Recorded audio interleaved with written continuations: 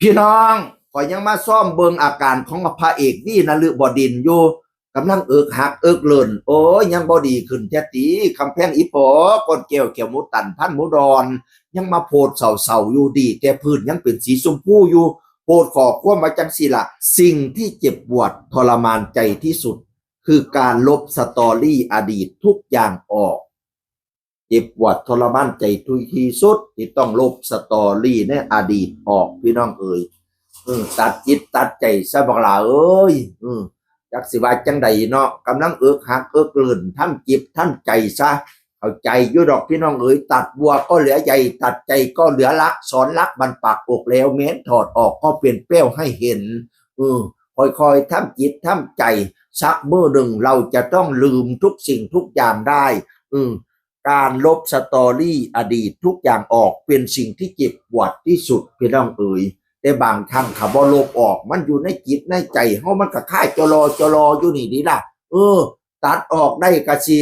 เรื่องความเจ็บปวดได้ว่าขบ้านั่นน่ะตามใจทั้งใจสักคำแพทย์อีพอแล้วก็มาโพดสถานะโสดนะพี่น้องเอ๋ยโพดสถานะโสดเราง่ายๆก็คือเอิกหักนั่นล่ะพี่น้องเอ๋ย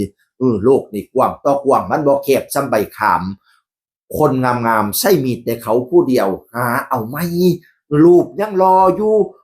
กันแล้วกันสุขภาพก็ยังหาเงินหาคำได้อยู่กำแพงอีพอข่อยเอ่ยหาเอาไหมหาเอาไหมคนที่หาเอาก็สิมีหลายอยู่ดอก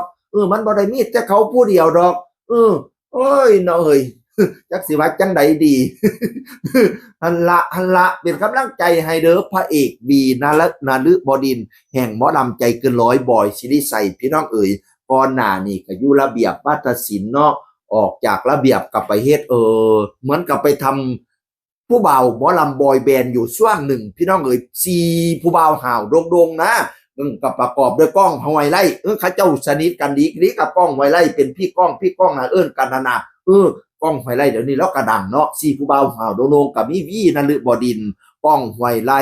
เองกาศิลผู้หัวยองๆนั่นนะแล้วก็เบ้นยังเลยบ้านตุ๊กข่อยเนี่ยพี่น้องเอ๋ยแต่ว่าก้องหอยไล่ละโชคดีมีไส้ก้อมูหอดเสียนไส้ก้อนมูดังปังสุดๆช่วงเนี่ยพี่น้องวีละนฤบดินทร์ในกามาอยู่กับบอยสิริไสบัดเนี่ยแม่นว่าบ่ปังระเบิดเถิดท้วงนี่ก็FCกับพ่อหลายดิพ่อได้หาอยู่หากินอยู่ดิคำแพงอีพอนี่ละอยู่ในเส้นทางหมอลำอยู่กับFCนี่ละFC ก็น้ำหุ่มน้ำหอมดีอยู่เป็นกำลังใจให้เด้อสู้เมื่อแสงทองส่องอัมไพความสดใสจะเกิดขึ้นกับตัวเรารอวันที่แสงทองส่องอัมไพรอความสดใสเกิดขึ้นกับชีวิตวีนฤบดินทร์เสียงคือคนเก่าเว้าสู่ฟังสวัสดีครับสวัสดีครับ